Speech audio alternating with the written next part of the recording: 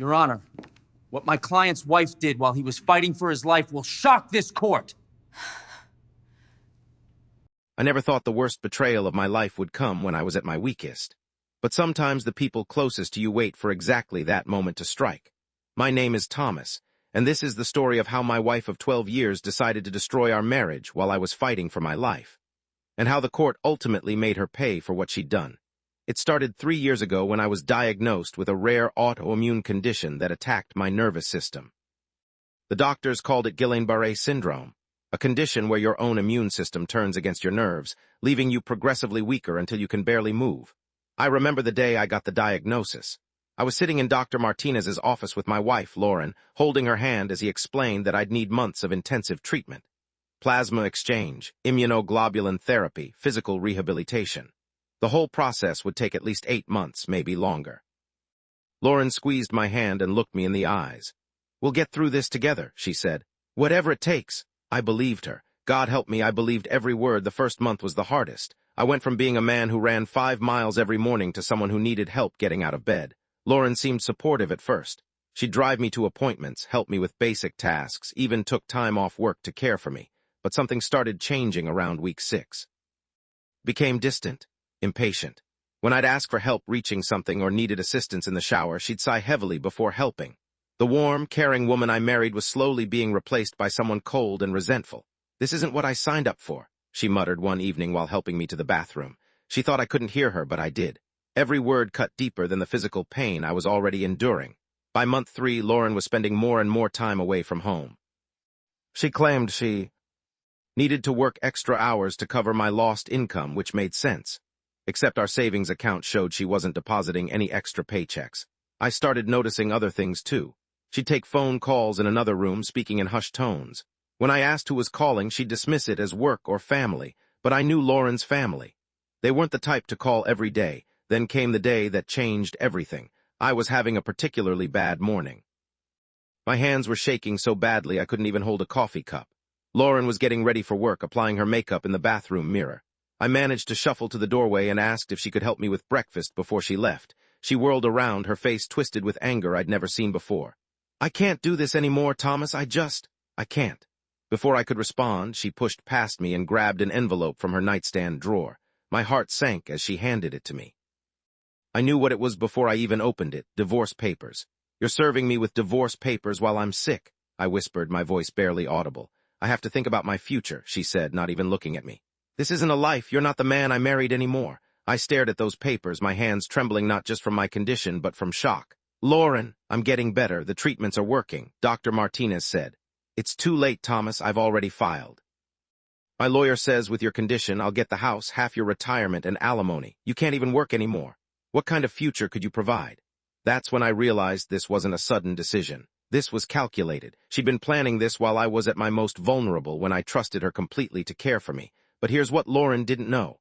I might have been physically weak, but my mind was sharp as ever, and I had started documenting things. See, about a month before she served those papers, I'd become suspicious of her behavior, so I did something I never thought I'd have to do with my own wife. I hired a private investigator. Detective Ray Thompson was a former police officer who specialized in domestic cases. I contacted him during one of Lauren's long absences and explained my situation. He was reluctant at first. Investigating a sick man's wife felt wrong to him. But when I explained the financial irregularities I'd noticed, he agreed to look into it. "Just give me 2 weeks," he said. "If there's nothing to find, I'll tell you straight up and refund your money."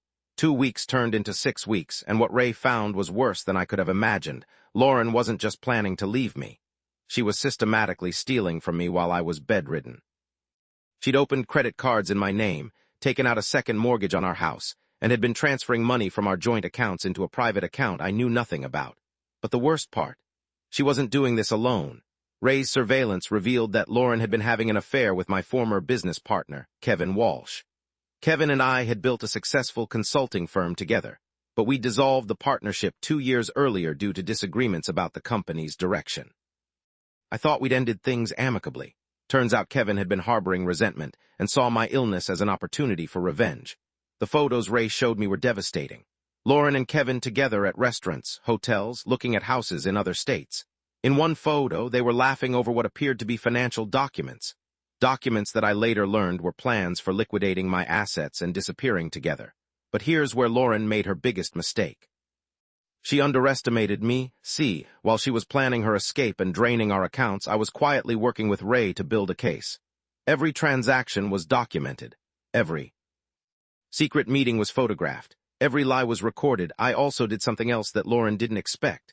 I got better. My condition, while serious, was treatable.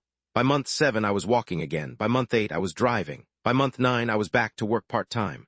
Lauren had bet everything on me remaining helpless forever. And she was wrong. When I received the divorce papers, I didn't fight them. Instead, I hired the best family law attorney in the state. A woman named Patricia Hendricks, who had a reputation for destroying cheating spouses in court. Patricia looked over Ray's evidence and smiled. "Thomas, by the time we're done with her, your ex-wife will be paying you alimony." The court date was set for 6 months later. During that time, Lauren continued living in our house, spending my money and planning her new life with Kevin. She was so confident in her strategy that she didn't even bother hiding her affair anymore. What she didn't know was that Patricia and I were using those 6 months to build an airtight case. We documented every fraudulent transaction, every forged signature, every penny she'd stolen while I was sick. We also discovered something else. Kevin had been embezzling from our old business clients, and Lauren had been helping him launder the money through our joint accounts. This wasn't just adultery and theft. This was organized financial fraud. The day of the court hearing finally arrived. I walked into that courtroom feeling stronger than I had in over a year. Lauren sat across the aisle with her attorney, a smug look on her face. She thought this would be simple. Sick husband loses everything to healthy wife. Kevin was there too, sitting in the gallery, probably calculating how much of my money they'd soon be spending together. Judge Harrison called the session to order, and Lauren's attorney presented their case first. They painted me as a chronically ill man who could no longer provide for his wife, arguing that Lauren deserved compensation for the emotional trauma of being married to someone with my condition. "Your Honor," Lauren's lawyer argued, "my client has endured tremendous hardship caring for her ailing husband. She deserves to start fresh with the financial security she needs to rebuild her life." I watched Lauren nod along, playing the role of the suffering wife perfectly. If I didn't know the truth, I might have felt sorry for her myself. Then it was Patricia's turn. "Your Honor, what we have here isn't a case of a devoted wife seeking fair compensation. What we have is a calculated scheme to defraud a sick man while he was fighting for his life." Patricia walked to the evidence table and picked up a thick folder. While my client was bedridden, receiving treatment for a serious medical condition, his wife was systematically stealing from him, committing fraud in his name, and planning to disappear with her lover and his money. The first piece of evidence was the photographs from Ray's surveillance. As the images of Lauren and Kevin together were displayed on the courtroom screen, I watched Lauren's confident expression crumble. "Your Honor, these photos show Mrs. Thomas with Kevin Walsh, my client's former business partner, during the period when she claimed to be caring for her sick husband." But Patricia was just getting started.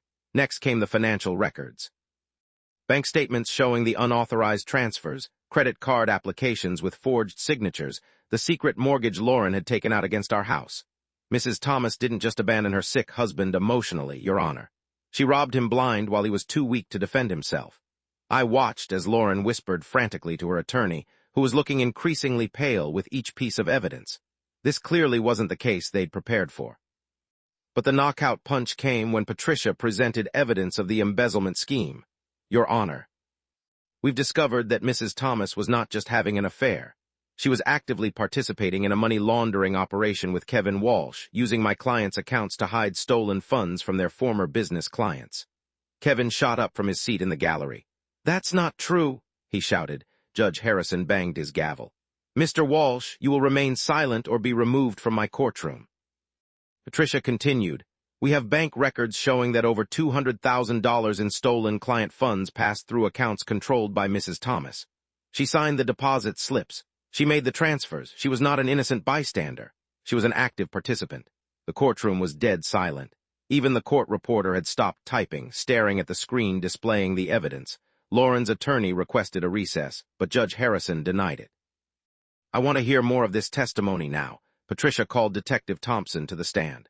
Ray methodically walked through his investigation, explaining how he'd uncovered the affair, the theft, and the money laundering scheme. His testimony was calm, professional, and devastating. "In 30 years of investigating domestic cases," Ray concluded, "I've never seen such a systematic effort to destroy someone while they were at their most vulnerable. When it was Lauren's turn to testify, she could barely speak. Her attorney had obviously advised her to take the Fifth Amendment on most questions, but Judge Harrison wasn't having it. "Mrs. Thomas, are you claiming you had no knowledge of the credit cards opened in your husband's name while he was sick?" I might have helped with some paperwork. "And the $250,000 transferred from joint accounts to your private account?" Thomas gave me permission to manage our finances when he was bedridden and on heavy medication. Lauren's story fell apart completely. Every answer contradicted the previous one. Every explanation made her look worse. But the moment that really broke her came when Patricia played a recording that Ray had obtained through legal surveillance. It was Lauren on the phone with Kevin discussing their plans. Lauren's voice filled the courtroom. "Once the divorce goes through, we'll have enough to disappear. Thomas will never recover financially from this. He'll be too sick and too broke to come after us." Kevin's voice responded. "What if he gets better than the doctors expect?" Lauren laughed. Actually laughed, as she said, "Even if he recovers completely, by then we'll be gone and he'll have nothing. He trusted me completely. Stupid man never saw it coming." The sound of that recording. Hearing my wife laugh about destroying me while I was fighting for my life. That's something I'll never forget, but I wasn't the only one affected by it. I looked around the courtroom and saw the jury members' faces. Some were shocked, others disgusted. One older woman had tears in her eyes. Even the bailiff was shaking his head.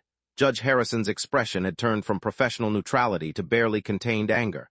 When Patricia finished presenting our case, Lauren's attorney made a desperate attempt at damage control. He argued that Lauren had been emotionally compromised by the stress of caring for a sick husband, that her judgment was impaired, that she deserved leniency. Judge Harrison wasn't buying it. "Counselor, your client didn't make a few poor decisions under stress. She orchestrated a systematic campaign to defraud her sick husband while participating in a criminal money laundering scheme. This court finds her behavior not just reprehensible, but potentially criminal." The judge turned to Lauren directly. "Mrs. Thomas, not only will you receive nothing in this divorce, you will be required to return every penny you stole, plus interest and penalties. You will pay your husband's legal fees, his medical expenses not covered by insurance, and punitive damages for emotional distress." But Judge Harrison wasn't finished. "Furthermore, I am forwarding the evidence of your financial crimes to the district attorney's office for potential criminal prosecution. You may have thought your husband's illness made him an easy target, but you were wrong." Lauren broke down completely. She was sobbing so hard she could barely stand. Her attorney was trying to comfort her, but even he seemed disgusted by what had been revealed. Kevin had already fled the courtroom, probably realizing he was next on the prosecutor's list. When the gavel came down, I had won everything. Not just the divorce case, but justice for what had been done to me during the darkest period of my life. Lauren was ordered to pay me over $800,000 in restitution, damages, and fees. The house remained mine. My retirement accounts remained mine, and she would be paying me spousal support for the next 5 years. The exact opposite of what she'd planned, but more than the money, I had something else. Vindication. The court had seen through her lies and recognized the truth about what kind of person would steal from their sick spouse. As I left the courtroom that day, Patricia put her hand on my shoulder. "Thomas, in all my years practicing family law, I've never seen such a clear case of justice being served. She got exactly what she deserved." 3 months later, Lauren was indicted on multiple felony charges related to the embezzlement scheme. She eventually pleaded guilty to avoid a trial and was sentenced to 3 years in prison, followed by 5 years of probation. Kevin received a similar sentence and was forced to sell everything he owned to pay restitution to the clients he'd stolen from. As for me, my health continued to improve. I'm not 100% back to where I was before the illness, but I'm close. I've rebuilt my business stronger than ever. I've got my house, my dignity, and my future back. But most importantly, I learned something about myself during this whole ordeal.